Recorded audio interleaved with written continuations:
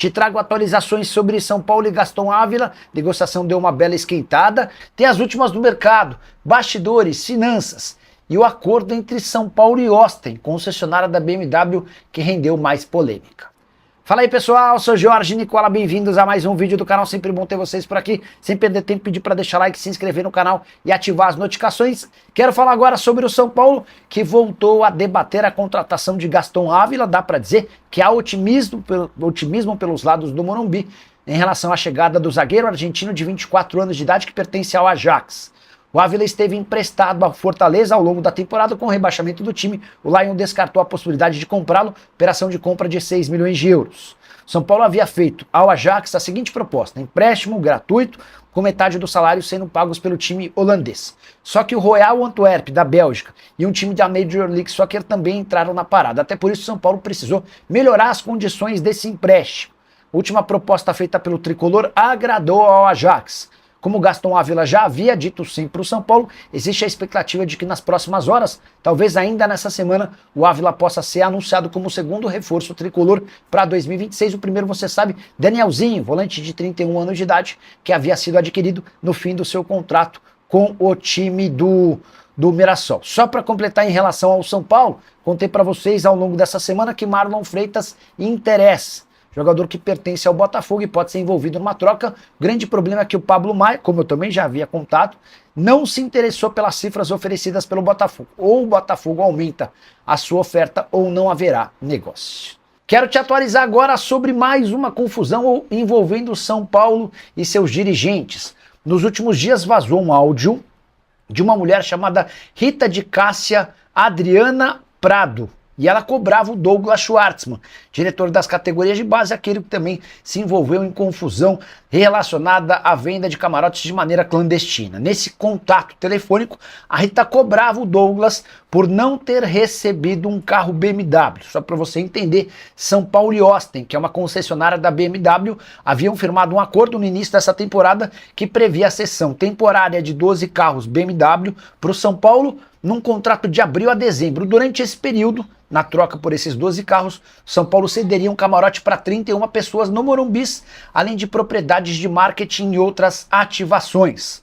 Dos 12 carros, 5 blindados, e coube ao Júlio Casares, o presidente do São Paulo, escolher quem ficaria com esses carros. 4 ficaram para a presidência, 2 para o social, 1 para o financeiro, outros 3 para o departamento de futebol e mais 2 para a área administrativa. Nesse contato, a Rita cobrava do Douglas Schwartzman que ela recebesse um carro.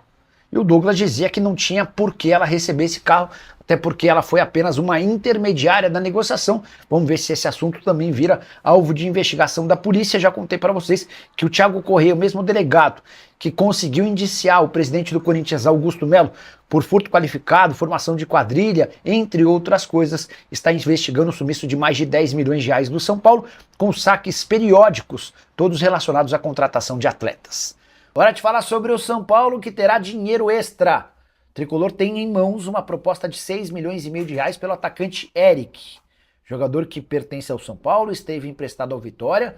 O time baiano fez oferta para aquisição do atleta, mas a melhor proposta na mão do São Paulo é do Curitiba. Coxa oferece 1 milhão de euros pelo atleta de 28 anos de idade. Como o Vitória ofereceu menos e ainda deve 1 milhão de reais da multa por ter utilizado o Eric no confronto contra o São Paulo no finalzinho do Campeonato Brasileiro de 2025, tudo leva a crer que o Eric vai ser reforço do Coxa.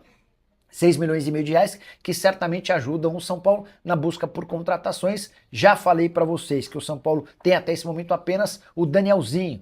Marlon Freitas é uma nova possibilidade, um zagueiro e um meio atacante são outras prioridades. O São Paulo também está de olho em laterais direitos. Só para arrematar, em relação ao Eric, temporada pelo Vitória de 38 jogos, 3 gols e 5 assistências, foi titular absoluto e peça importante na manutenção do Vitória na Série A do Brasileiro. E Anderson Talisca, onde vai jogar o meio atacante que é craque? Ele decidiu voltar ao Brasil assim que seu contrato com o Fenerbahçe se encerrar.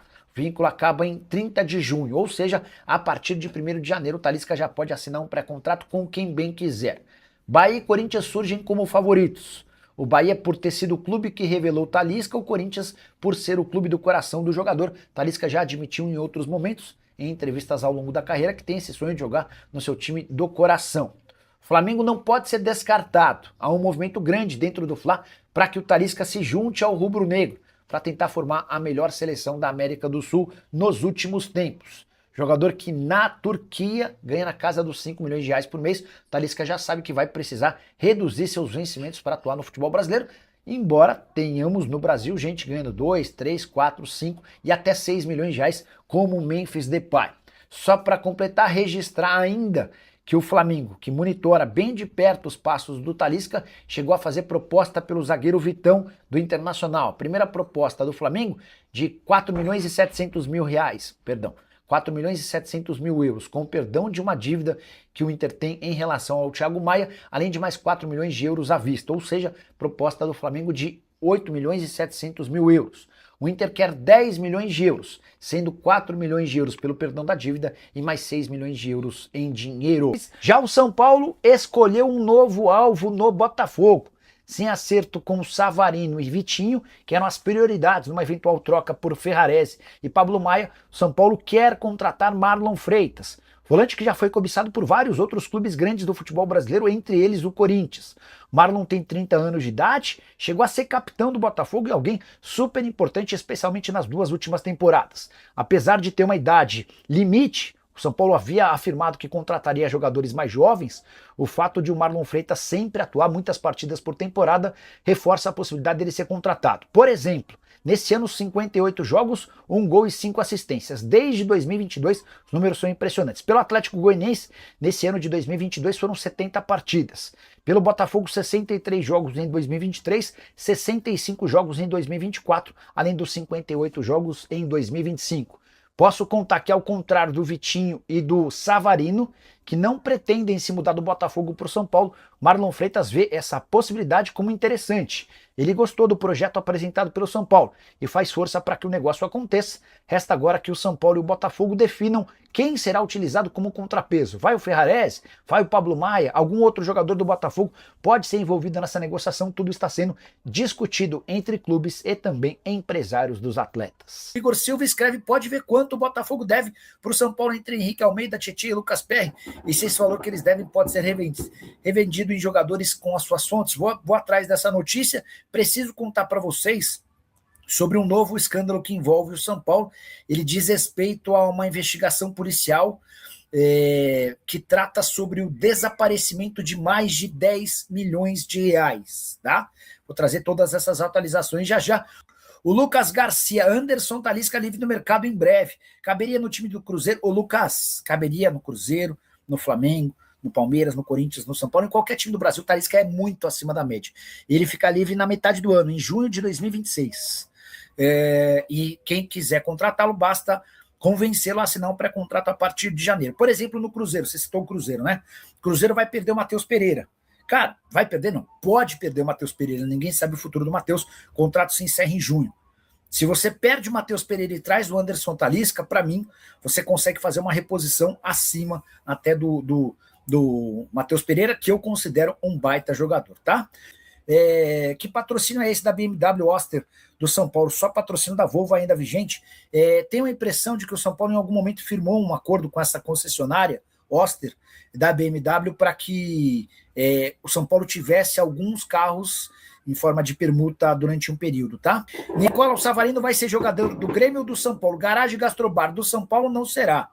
Acho que do Grêmio também é difícil, porque a ideia do Grêmio não é pagar pelo Savarino, e sim fazer com que o Botafogo perdoe uma dívida de 5 milhões de euros que existe por conta de 2 jogadores, tá bom? O São Paulo pode tentar Danilo, Arthur e Barbosa nessa troca. Poderia verificar, vou atrás disso com certeza, tá? São Paulo e Botafogo seguem negociando uma base de uma troca. O que dá para cravar é que o Vitinho e o Savarino estão descartados. O Marlon Freitas segue sendo uma possibilidade. Deixa eu até mandar uma mensagem para o empresário do Marlon Freitas, porque esse estava rolando, tá? Quer ver, ó? Boa noite. Tá no Maracanã? Essa foi forte. O Milton Lucas Oliveira perguntando se o Casares já foi preso. Daqui a pouco eu preciso explicar para vocês sobre essa nova treta envolvendo polícia e São Paulo. Polícia Civil investiga o desaparecimento de mais de 10 milhões de reais no São Paulo. Importante. Investigações sendo tocadas pelo mesmo delegado que cuidou do caso Vaidbet no Corinthians, tá bom? Claudinei Silva e o Savarino, será que vai para o São Paulo? Informação que eu tenho é de que não. O São Paulo insistiu nele, só para vocês entenderem, né? O Botafogo procurou o São Paulo para falar do Ferrarese, depois procurou o São Paulo para falar do Pablo Maia. O São Paulo falou, tá bom, não tem problema. A gente quer o Vitinho e o Savarino. O Vitinho disse logo de cara que só toparia jogar no São Paulo ou negociar com o São Paulo a partir da metade do mês de janeiro. Ele queria esperar por propostas do exterior. Já em relação ao Savarino, o Botafogo descartou o nome do Savarino logo de cara. Depois, com muita insistência do São Paulo, o Botafogo até concordou, mas é o Savarino quem não quer se mudar para o São Paulo. O Savarino prefere continuar no Botafogo ou tentar um negócio no exterior, tá? Então, dá para imaginar que vai ser difícil qualquer tipo de negociação nesse sentido. Deixa eu te explicar por que o São Paulo virou alvo de uma investigação policial. Thiago Correia, o mesmo delegado que indiciou Augusto Melo por lavagem de dinheiro, associação criminosa e furto qualificado, está apurando o sumiço de mais de 10 milhões de reais no São Paulo. Polícia Civil de São Paulo instaurou um inquérito para investigar desvio de dinheiro na venda de atletas e enriquecimento ilícito. Polícia conseguiu constatar que há saques sistemáticos do São Paulo na era Júlio Casares. A ideia é entender quais os diretores e funcionários responsáveis por esses saques repetidos, todas esses saques, essas retiradas em negociações de atletas. Caso extremamente grave que pode resultar em indiciamento ou, quem sabe, até em prisão.